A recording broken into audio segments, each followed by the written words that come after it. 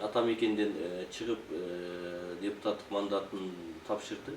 Мен ойлойм бул саясатта жана Атамекен партиясы үчүн баягы чоң жоготуу деп ойлойм.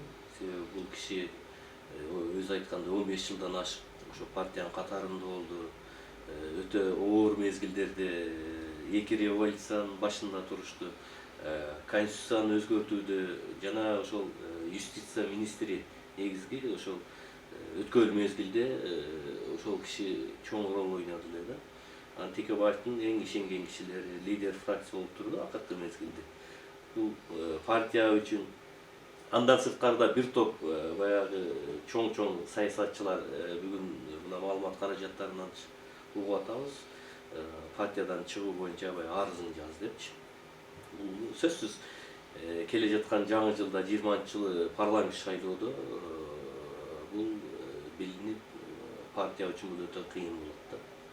Ошол парламентке келүү боюнча жана партиянын мүчөлөрүнүн арасында да мен ойлойм бул чоң карама каршылык алып барат келечекте.